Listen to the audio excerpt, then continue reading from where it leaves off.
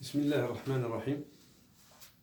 Dans le cadre toujours de renforcement des sciences, des cours de sciences de la vie et de la terre au niveau du lycée marocain, je continue mes cours sur les lois statistiques mendéliennes de la transmission des caractères héréditaires chez le diploïde.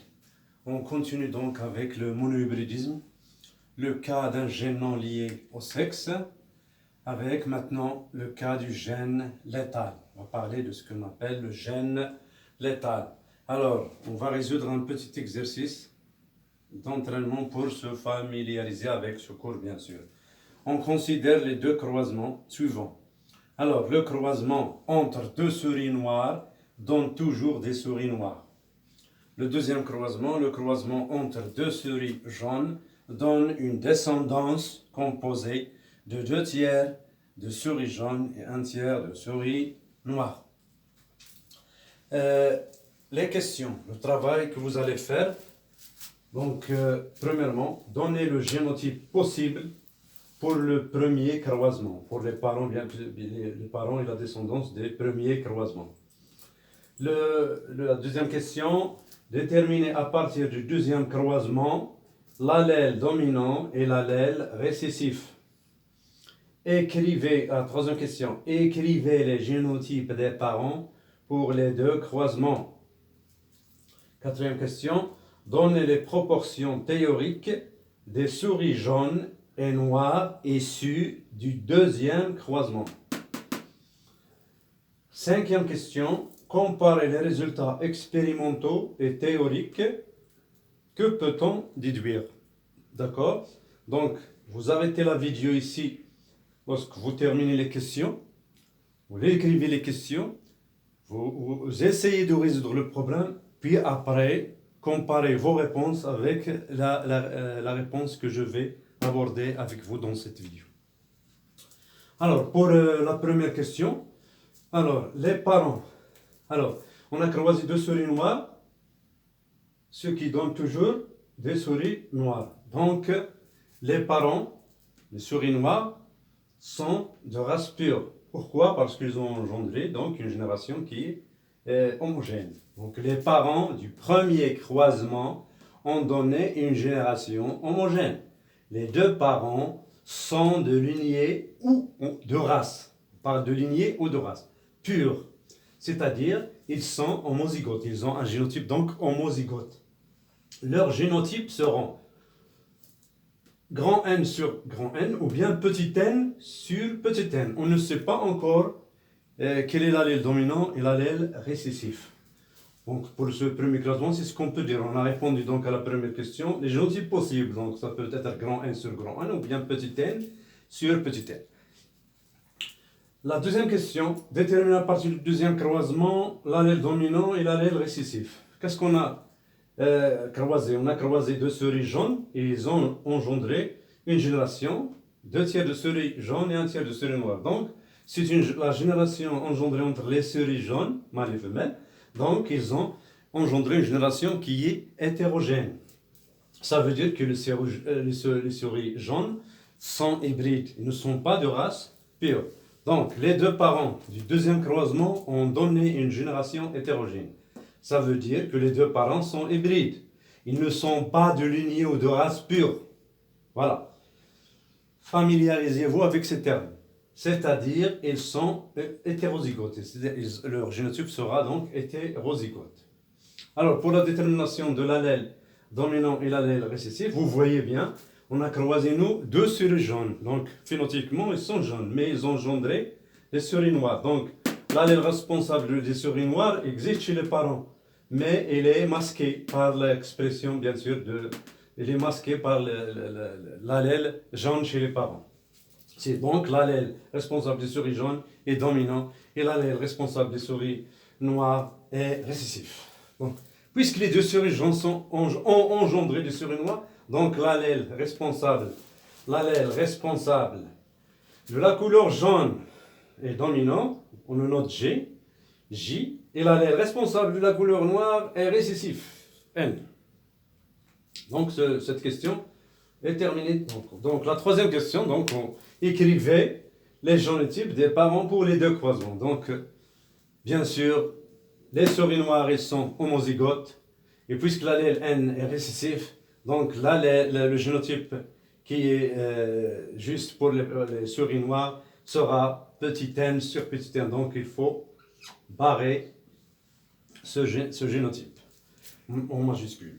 Donc les génotypes des parents pour les deux croisements sont les souris jaunes, ils sont hétérozygotes, donc G sur N, G dominant, N récessif, ils sont donc hétérozygotes.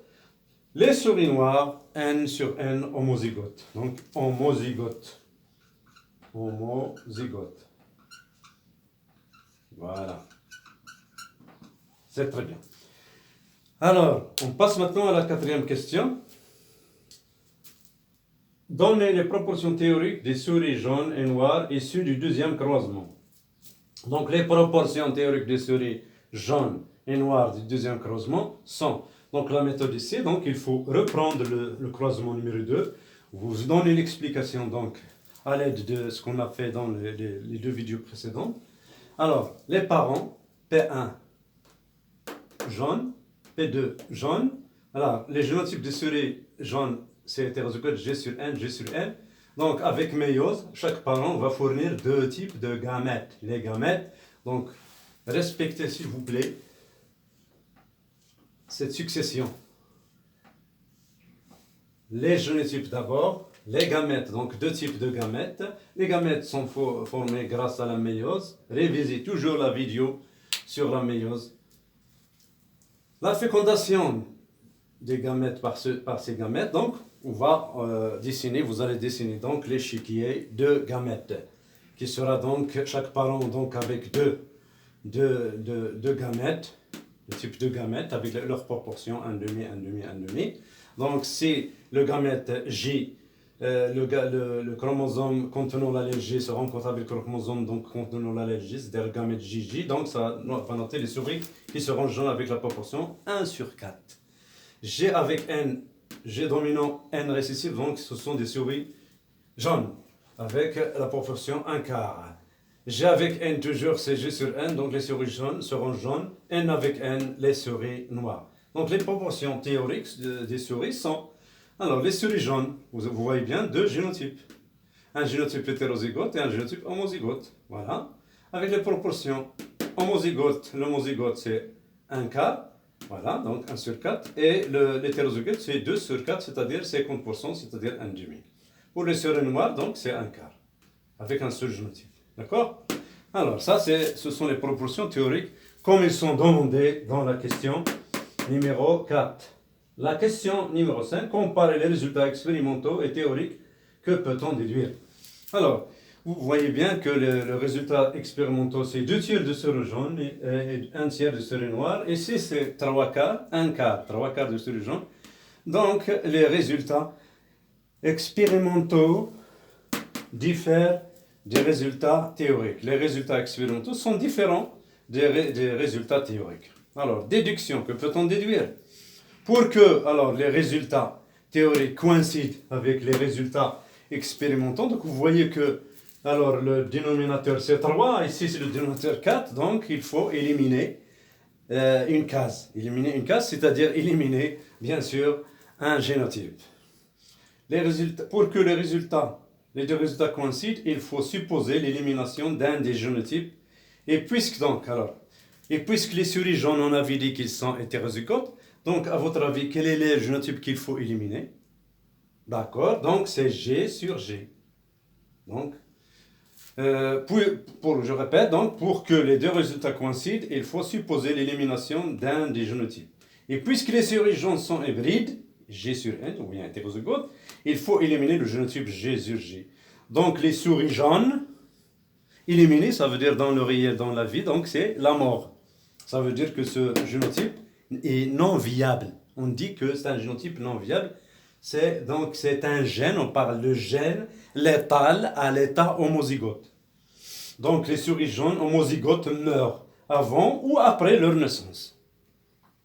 Et puisque les savants ont trouvé donc, dans l'utérus des souris jaunes des embryons qui sont morts, donc c'est au cours de la gestation, il y a donc ce génotype donc, est déjà non viable. Alors, donc, à cause de la mort de un quart des individus, donc la mort de un quart, donc il faut barrer ce génotype. Voilà. Alors, donc, à cause de la mort de un quart des individus, donc les proportions 3 quarts et 1 quart se transforment en proportion 2 sur 3 et 1 sur 3. On parle d'un gène létal à l'état homozygote. Donc, j'espère que vous avez saisi, bien sûr, la notion de gène létal, gène mortel, c'est-à-dire non viable à l'état homozygote ici dans cet exercice, bien sûr. Alors, il y a beaucoup d'exemples, beaucoup d'exercices. J'essaierai dans une autre vidéo de vous donner donc, des séries d'exercices qu'on va au fur et à mesure essayer de corriger ensemble. Donc, abonnez-vous toujours à ma chaîne, vous n'aurez que de nouveau, Inch'Allah. Et familiarisez-vous avec les termes que je prononce toujours qui sont scientifiques. Ici, homozygote, hétérozygote, race pure, race hybride. Gène létal, etc. Merci.